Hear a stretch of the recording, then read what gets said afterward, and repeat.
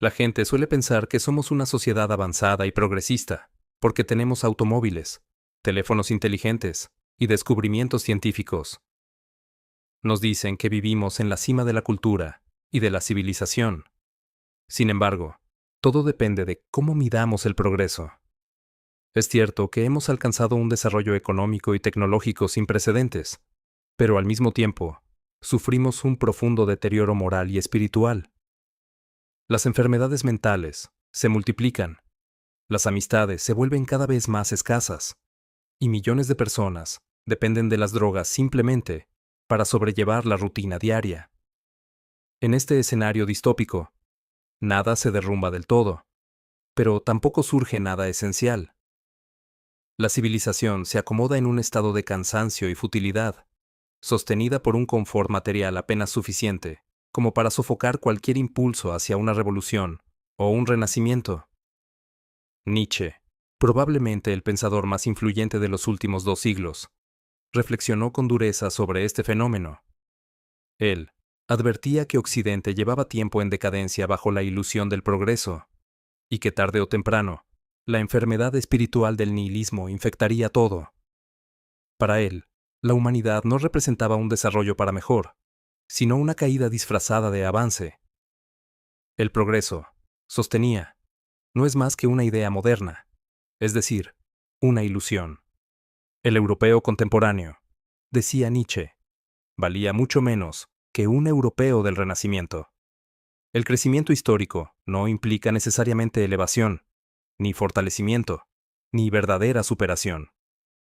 Hoy vivimos en una cultura plana, marcada por la imitación, pero sin verticalidad. Es como si habitáramos entre las ruinas de nuestros ancestros, dentro de un pantano degenerado donde las personas han perdido sus raíces. Nietzsche diría que Occidente, como cultura, se está desintegrando. Solo quedan ecos de un pasado glorioso que se diluyen en la atmósfera del consumismo, el posmodernismo y la decadencia. Ya no existen lazos étnicos ni religiosos que unan, no hay un propósito compartido, y la mayoría se interesa más por equipos deportivos que por sus propios vecinos. Carecemos de grandes metas y visiones. Incluso las mentes más brillantes dedican sus esfuerzos a acumular dinero o a idear formas cada vez más ingeniosas de hacerlo. Nietzsche dedicó buena parte de su obra a analizar el nihilismo y sus consecuencias. En su libro póstumo, La voluntad de poder, escribió: "Lo que relato es la historia de los próximos 2 siglos. Describo lo que viene, lo que ya no puede evitarse, el advenimiento del nihilismo". El nihilismo es la convicción de que la vida carece de sentido, de que no existe Dios, ni propósito superior, ni destino capaz de justificar el sufrimiento. Para el nihilista, la felicidad es efímera, la naturaleza está rota y la existencia carece de dirección. Este vacío surge cuando los valores, creencias y estructuras tradicionales pierden su poder, dejando a las personas flotando en un mar de sinsentido. Tal como Nietzsche lo anticipó, la mayor parte de la sociedad se ha hundido en un nihilismo pasivo, una visión apática del mundo. Hoy, la mayoría de las personas ya no tienen relación con Dios, con la belleza, con el significado ni con la comunidad. Y muy pocos aspiran a crear algo auténtico. La gente vive sin convicción ni propósito. Y esa falta de sentido termina contagiando todos los aspectos de la vida y de la cultura. Este nihilismo generalizado da lugar a una sociedad hedonista y fragmentada. Cuando no existe meta alguna, todo vale, y la camaradería se extingue. Viktor Frankl lo resumió con precisión: cuando un ser humano no encuentra un sentido profundo, se refugia en la búsqueda de poder, o en la persecución del placer. Para entender el nihilismo, desde la perspectiva de Nietzsche, es fundamental comprender su concepto de la voluntad de poder.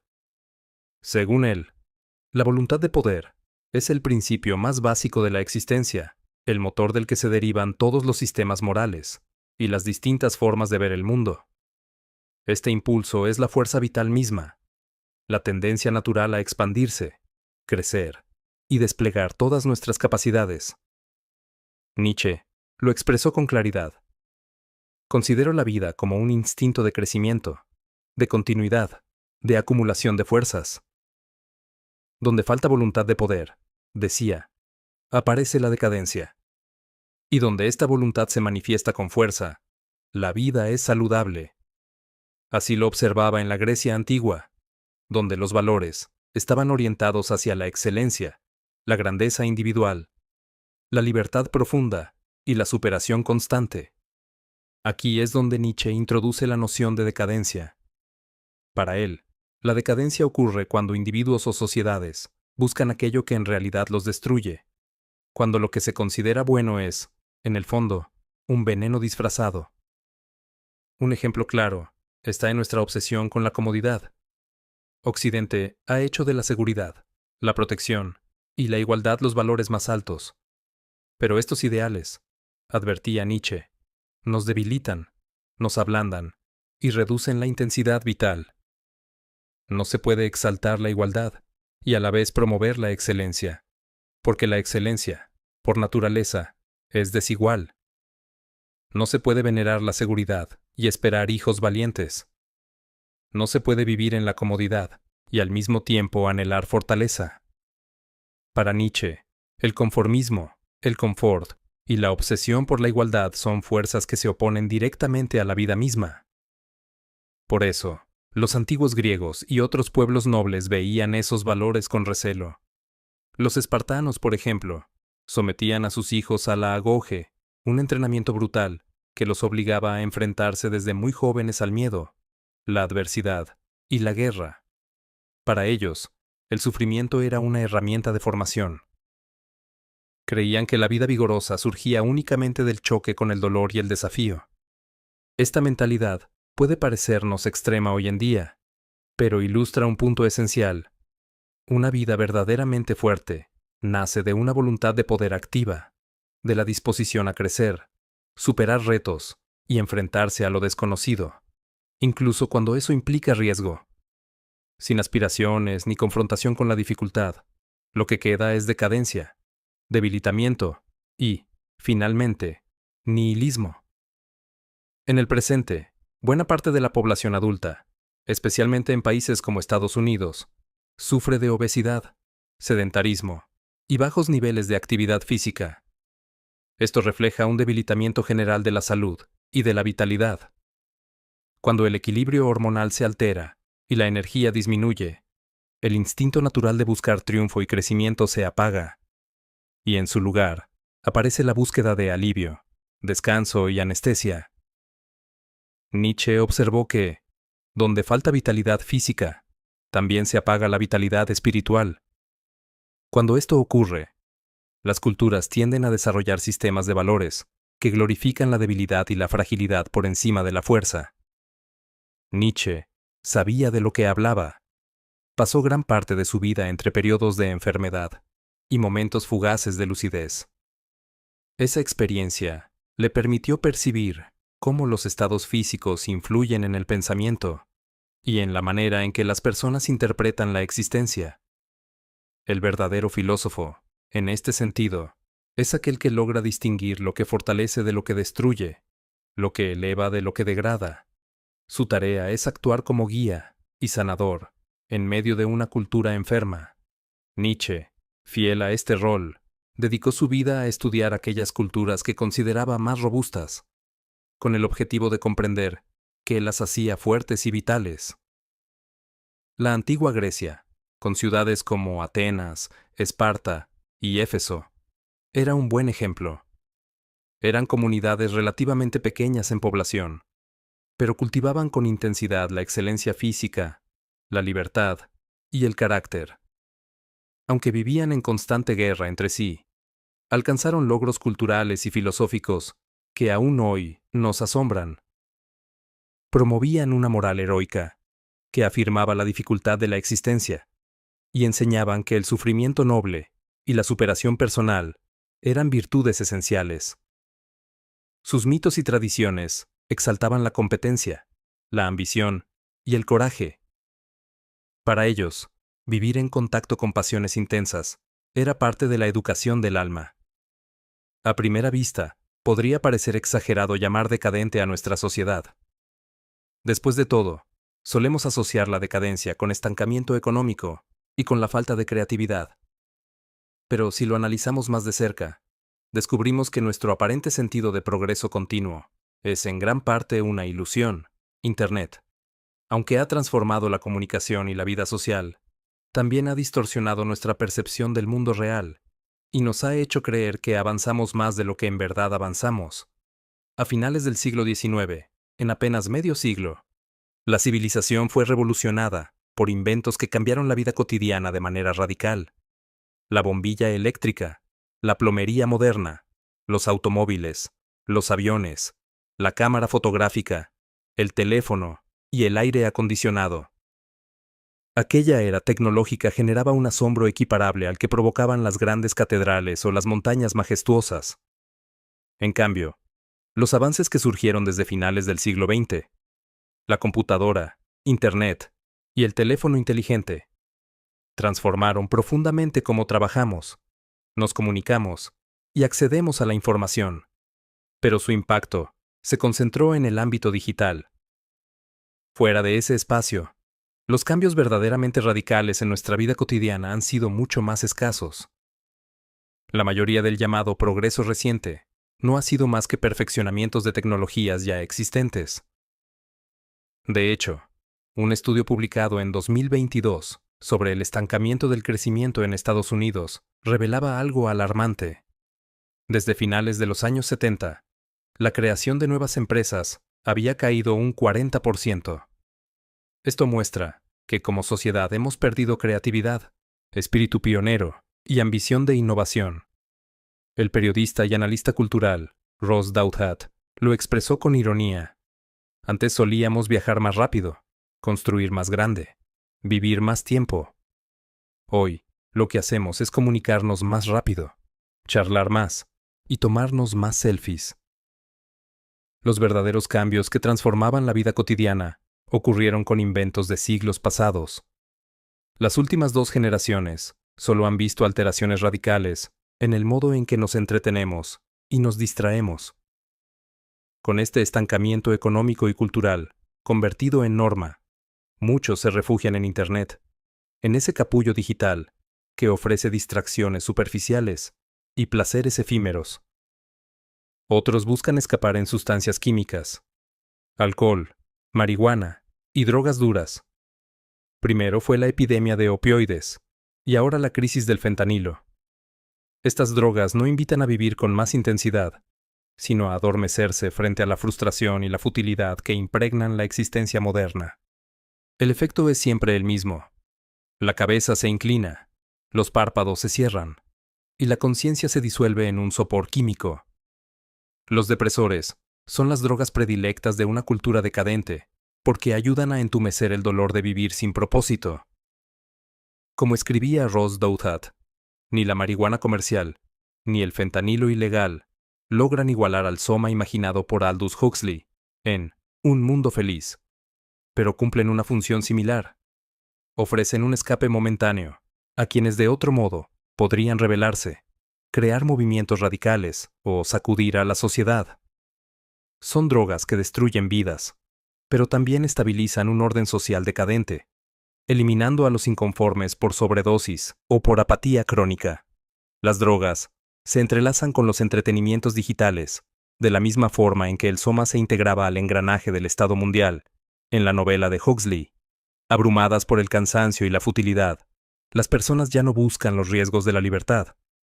Prefieren que el Estado las mantenga seguras y les provea cuidados básicos.